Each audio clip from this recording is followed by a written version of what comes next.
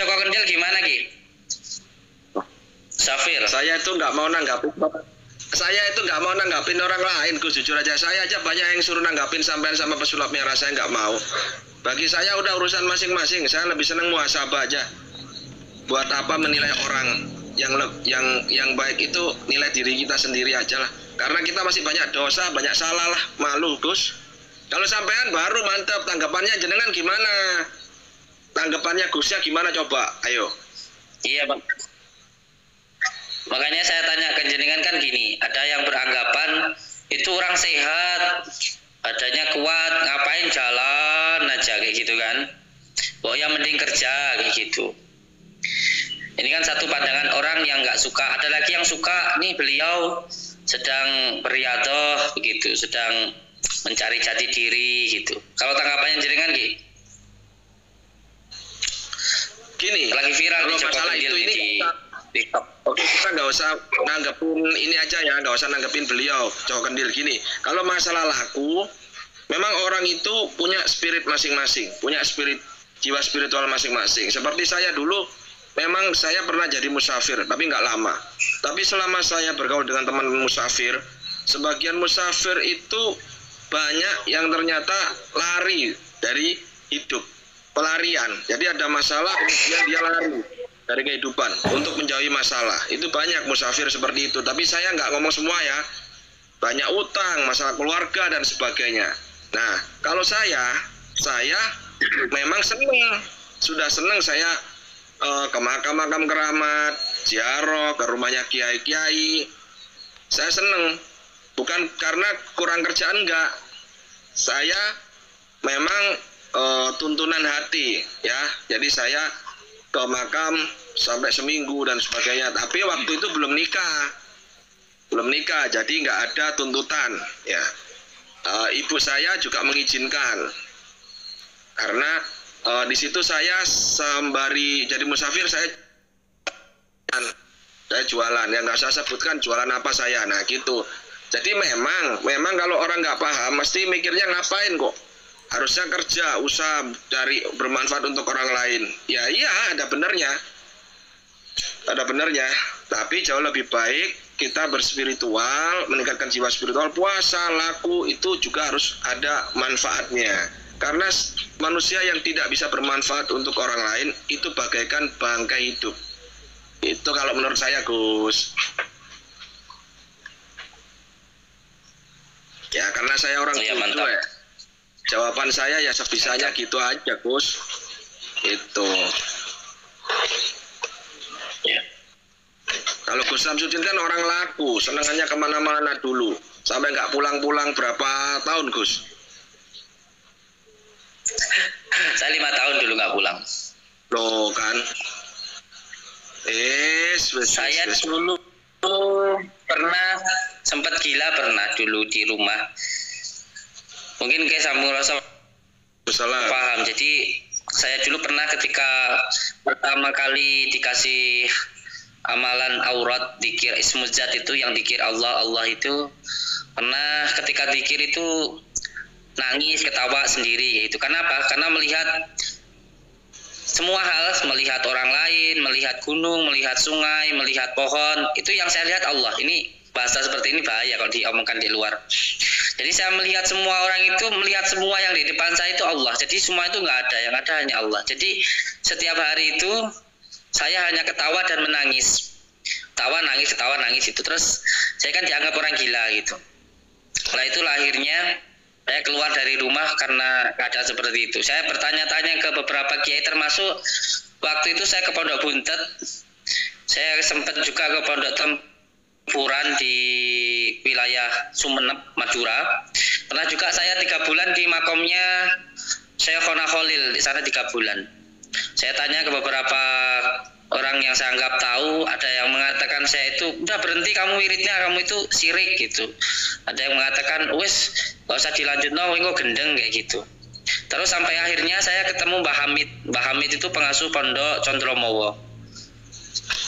Ketika di sana saya dikasih tahu ya sesuatu hal yang nggak bisa saya ceritakan. Intinya beliau menjelaskan bahwa apa yang jenengan alami ini disebut dengan ismujat itu. Jadi sebelum Allah mengenalkan dirinya, dia memperkenalkan dulu siapa kamu gitu. Makanya kalau kamu zikir, seluruh tubuh seperti berzikir sendiri, Allah itu kamu tuh nggak ada, yang ada hanya Allah gitu. Sampai pada akhirnya dikasih sebuah kitab, nanti saya kasih tunjuk kalau saya kalah. Kitab itu ada gambar ikan, kepalanya 3. Jadi Allah, baginda Rasulullah dan kita itu sebenarnya satu gitu kalau dalam ilmu tasawuf itu. Jadi seperti kapas, benang, kain dan baju gitu. Adanya baju karena adanya kapas, adanya benang, adanya benang karena adanya kapas gitu. Itu seperti itu dulu pernah. Dan kalau laku sendiri sebenarnya masih banyak sampai sekarang. Contoh ketika mengamalkan sholawat Nuridat itu diperintahkan oleh kiai saya harus jalan kaki ke 9 wali. Jadi perjalanan dari mulai Lampung sampai mentok ke Jawa Timur.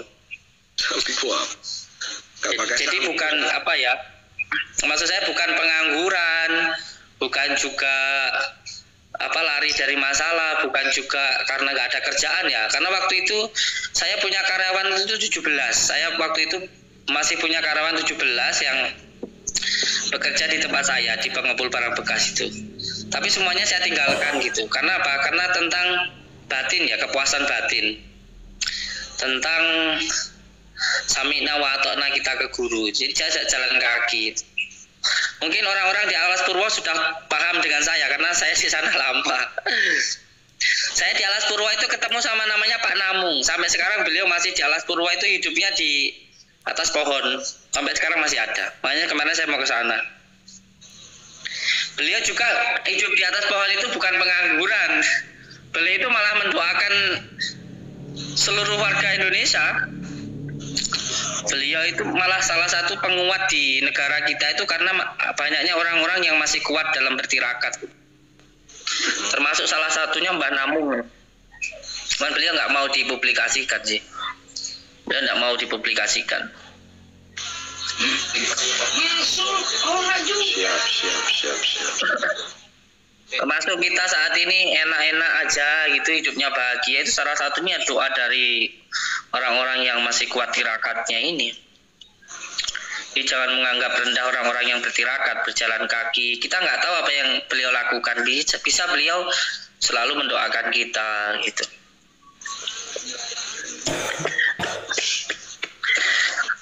Ya. Ada yang komentar kemarin itu di TikTok itu, kapan badannya sehat, masih muda, jalan kaki. Ya kamu nggak tahu makanya ngomong gitu. Ya mungkin ya memang harus ada gurunya. Ada makom, setiap orang itu punya makom masing-masing. Iya, ada gurunya, ada penuturnya. Ya, dan yang terpenting itu bagi saya itu ya, sebaik-baik manusia itu bermanfaat untuk orang lain. Manusia yang paling cerdas itu mengingat akan datangnya kematian, yang dibawa Ibnu Majah di Rasulullah itu. Dan belajar ilmu-ilmu tasawuf, kitab tasawuf, Al-Hikam, kitab Al-Hikam yang karyanya Syekh Ibnu Athaillah As-Sakandari itu bagus tuh Gus. Al-Hikam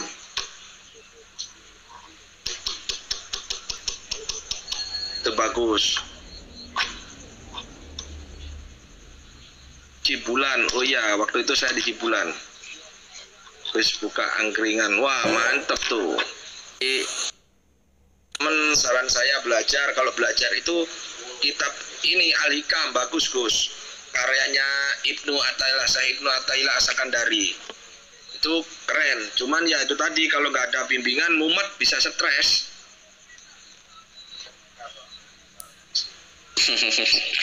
Iya, termasuk kitab Samsul Ma'arif Al-Kubro juga bagus. Kitab Al-Aufat. Siap, mantep. Kitab Mambaul Hikmah. Saya Al-Buni Al-Maliki. Beliau itu seorang syekh loh, yang hafal ribuan hadis beserta dengan sanadnya. Lah kok bisa-bisanya disirik-sirikan, dikatakan pembuat kitab sihir sama orang yang baru hafal berapa hadis. Kamu baru berapa hadis? Paling cuman 100 belum beserta dengan sanadnya kok kamu mensirik-sirikan orang yang dikatakan syekh yang hafal ribuan hadis beserta dengan sanadnya. Jadi kemarin itu juga akhirnya saya nggak mau lagi membahas, nggak mau lagi menjawab komentar itu karena apa? Karena sudah serangannya bukan secara personal lagi, tapi sudah menyerang ke bagian kitabnya, amalannya. Ini bahaya, bisa jadi problem nasional itu. Kayaknya saya diam. Kalau yang diserang secara personalnya saja saya nggak apa-apa, tapi kalau sudah nyerang kitabnya, wah bahaya. Karena di beberapa pondok salaf, di pondok-pondok salaf yang ada di Jawa Timur khususnya itu masih banyak yang menggunakan kitab-kitab karangan dari Syekh Al-Buni Al-Maliki tersebut. Maka bahaya itu kalau dikatakan sihir. Itu banyak pondok-pondok NU yang masih menggunakan kitab-kitab itu.